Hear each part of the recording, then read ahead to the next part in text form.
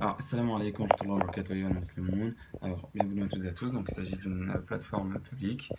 Donc, il peut y avoir des non-musulmans qui écoutent. Donc, bienvenue à tous et à tous. Alors, je fais cette vidéo pour mettre en garde contre certaines choses dans la fréquentation des mosquées, euh, pour l'intérêt des croyants qui fréquentent les mosquées. Donc, déjà en préliminaire, il convient de dire que la fréquentation des mosquées est une très bonne chose. Et c'est un ordre de la part d'Allah tabaraka wa ta'ala.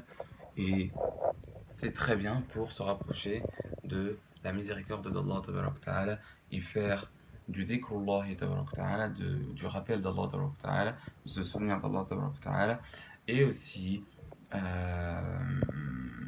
voilà, pour se rapprocher de la miséricorde et de l'amour et du privilège d'Allah tabaraka wa ta'ala.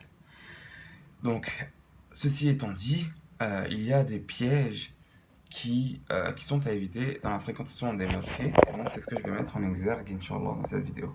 Euh, le piège principal, c'est la présence.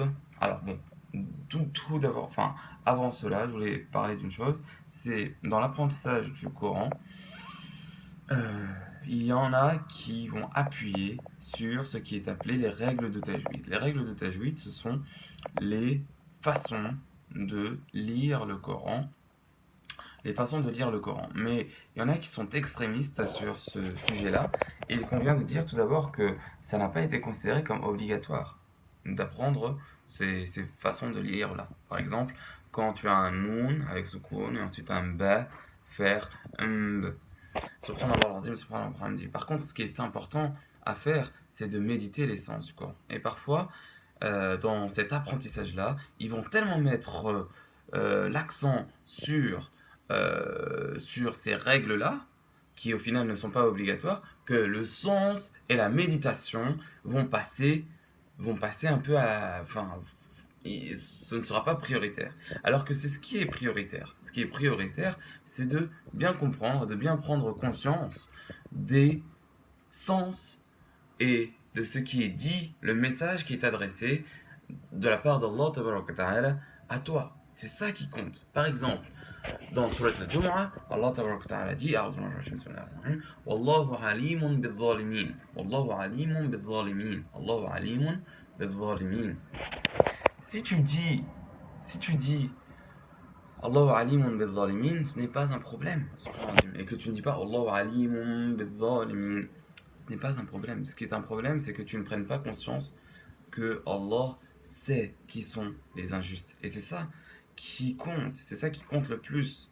C'est ça qui compte le plus. Que tu prennes conscience que oui, Allah sait qui sont al-zalimin. Allahu alimun bil-zalimin. Allahu alimun bil-zalimin. C'est ça qui compte. Donc, ça, c'est le premier point que je veux mettre en exergue dans l'apprentissage du Saint-Coran. Il ne faut pas appuyer excessivement sur des façons de lire qui, au final, ne sont pas obligatoires. Alhamdulillah Rabbil Alamin. Donc ça, c'est la première chose que je voulais évoquer. La seconde chose, qui n'est pas moins importante, que je voulais évoquer, c'est, c'est la présence, et ça, c'est vraiment très sérieux, c'est la présence d'imams qui égarent. D'imams qui égarent, soit des imams, soit des responsables d'associations présentes dans les mosquées. Et donc là, je parle pour les mosquées en Ile-de-France, mais peut-être que, enfin, ça peut être différent dans certains autres pays, notamment les pays musulmans, où il y a des ministères qui s'occupent de cela, etc., etc. Là, je parle surtout pour l'Île-de-France, il peut y avoir des imams qui égarent et des responsables d'associations présentes dans des mosquées, présents dans des mosquées, qui égare. Et ça, je voulais mettre en garde contre cela, et c'est très important, et c'est un sujet très important, il ne faut pas les croire dans leurs mensonges, et encore pire, les aider, ou les croire et les aider dans leurs mensonges. Non, on a besoin, le musulman, on a besoin de ne pas croire en certaines choses, et croire en Allah, et croire en la vérité, subhanallah. Donc il faut ne pas les croire dans leurs mensonges et ne pas les aider, bien évidemment, dans cela.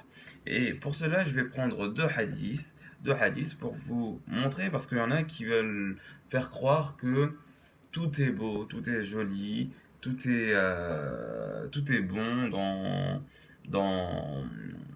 dans les associations, dans les mosquées, etc. Mais il y a des pièges, cependant, qu'il faut éviter. Et ça, je vais m'appuyer, donc je m'appuie sur ma propre expérience, mais aussi sur les hadiths du prophète sallallahu alayhi wa sallam qui sont rapportés. Et de toute façon, c'est du bon sens, hein. C'est du bon sens pour qui, Inch'Allah, veut voir et pour qui, pour qui Allah fait voir cela, Inch'Allah. Alors, je vais dire deux hadiths pour vous dire que ce n'est pas quelque chose qui, qui, qui est faux, Inch'Allah. Alors, on a dans المستدرك على الصحيحين في كتاب الفتن والملاحم. On a quoi? On a alors